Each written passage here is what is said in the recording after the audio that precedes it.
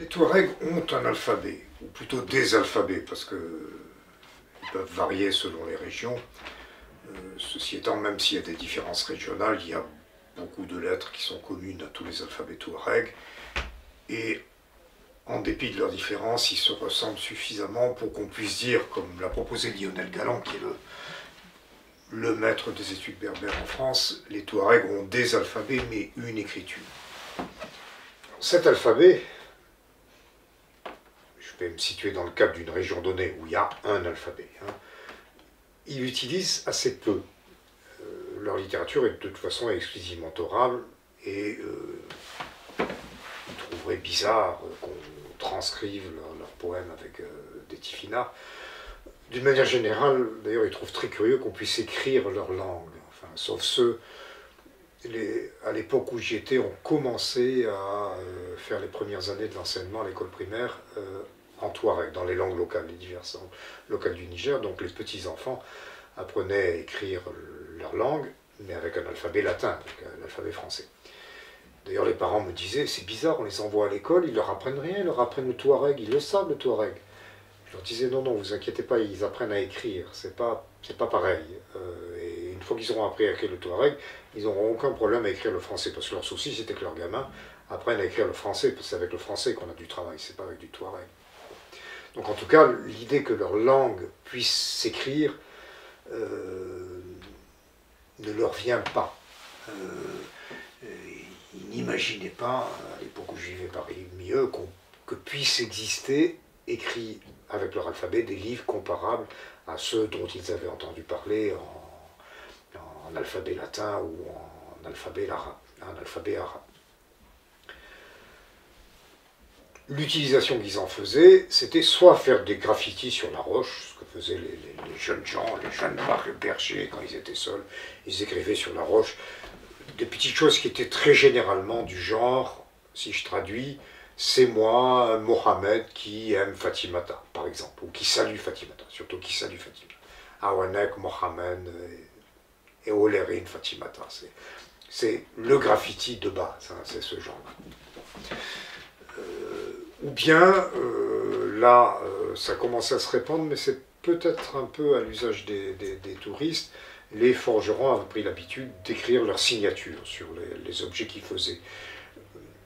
Je ne pense pas que c'était ancien. Ils avaient compris que les touristes étaient intéressés par leur alphabet, donc ils leur faisaient des messages, ils leur faisaient des signatures, des fois un peu plus. J'ai par exemple là un couteau dont on m'a fait cadeau. Sur le fourreau et sur la lame, il y a ici, là, alors il y a un peu plus qu'une simple signature, il y a c'est moi, notamment c'est moi, Daouda, qui l'a fait. Awanek Daouda Chiknan, qui l'a fait ce poignard. Là.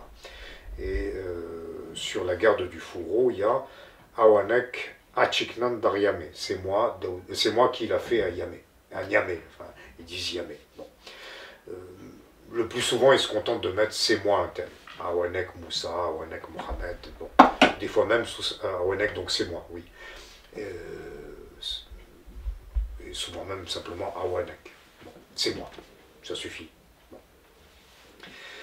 C'est un alphabet exclusivement consonantique, plus strictement consonantique même que l'alphabet arabe ou l'alphabet hébreu.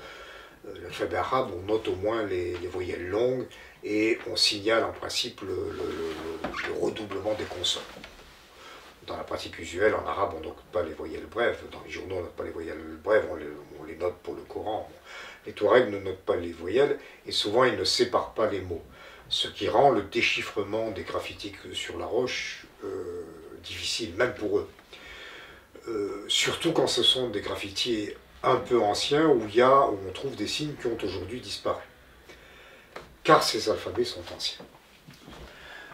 On a tout lieu de croire, et on peut même dire que c'est une quasi-certitude, il y a beaucoup d'incertitudes à propos de cet alphabet, mais là il y a la quasi-certitude que ces alphabets dérivent d'autres alphabets que les spécialistes ont l'habitude d'appeler libiques, dont on trouve des attestations dans toute l'Afrique du Nord, depuis la Libye jusqu'aux îles Canaries.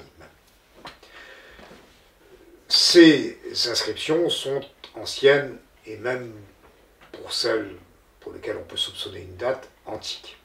Il y a, parmi ces inscriptions libyques, c'est le nom qu'on leur a donné, en utilisant l'un des mots que les anciens appliquaient aux habitants autochtones de l'Afrique du Nord, hein, les libyques, oi, lipukoi, chez Hérodote par exemple. Bon, alors, de ces inscriptions, il y en a qu'une seule qui est datée avec une quasi-certitude. Elle a été trouvée dans le site de Douga, hein, qui est un site aujourd'hui classé dans le patrimoine mondial de l'UNESCO, qui est à 80 km à peu près au sud-ouest, en gros, de Tunis. C'est un site essentiellement romain, mais où il y a quelques inscriptions numides, enfin, ou libyques, et un monument qu'on a l'habitude d'appeler libyco-punique. Sur ce monument, il y avait une inscription sur laquelle je vais m'attarder. C'est pas celle qui a été datée, mais je vais quand même m'attarder dessus parce que c'est la première inscription que des Européens ont découverte dans cet alphabet. Celui qui l'a découverte, c'est un certain Thomas d'Arcos, qui avait été enlevé par des barbaresques, pris comme esclave à Tunis, et qui était resté là-bas, même après avoir racheté sa liberté. Il était resté là-bas parce qu'il s'y trouvait bien. Et au cours d'un petit voyage, jusqu'à l'une des métairies de son maître qui était devenu son ami, il a trouvé le site et cette inscription. Cette inscription ne se trouve plus à Douga, elle est aujourd'hui au British Museum. C'est un consul anglais qui, en 1842, a retiré la pierre sur laquelle elle se trouvait, ce qui a détruit le monument. Mais le monument a été bien reconstitué.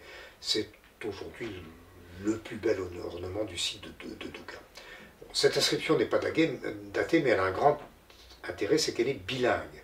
Et c'est à partir de cette inscription que on a pu, sinon déchiffrer la langue, du moins trouver la valeur de la plupart des lettres. Parce que l'inscription est surtout composée de noms propres. C'est, semble-t-il, le nom du commanditaire et des ouvriers qui ont construit le monument. Et celui qui a déchiffré les lettres, c'était un sémitisant, Ferdinand de Saulcy, a fait l'hypothèse qui s'est avérée fondée que ces noms propres devaient être orthographiés de la même manière en punique et en libyque. C'était à peu près le cas, ce qui lui a permis de déchiffrer les lettres. Plusieurs de ces lettres se retrouvent avec la même forme et la même valeur dans l'alphabet touareg. C'est le cas du M, qui a cette forme-là, du L, c'est deux barres parallèles, du N, une barre verticale, du R, qui est un rond. Bon. Ça et quelques autres lettres qui, de façon moins nette, ont à peu près la même forme dans les alphabets touareg, nous autorisent à dater ces alphabets, à dire que les alphabets touareg dérivent de ces alphabets libyques. L'autre inscription, qui est aussi à Douga, a été découverte plus tard. Celle-là, elle est datée, d'après la partie punique, de l'an 10 du roi Micipsa.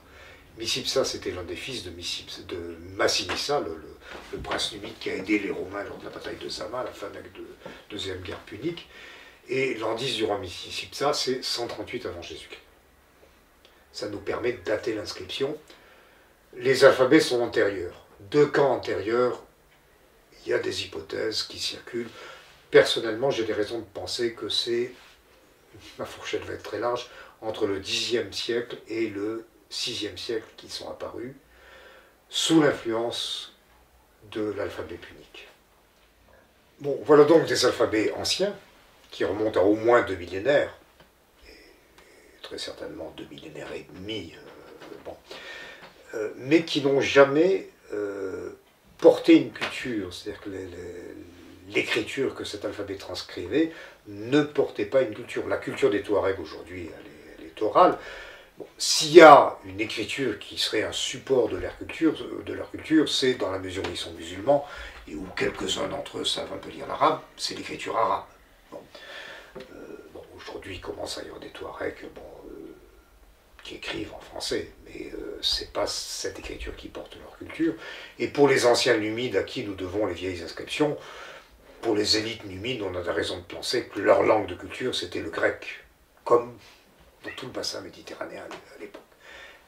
Mais l'écriture a quand même traversé les siècles.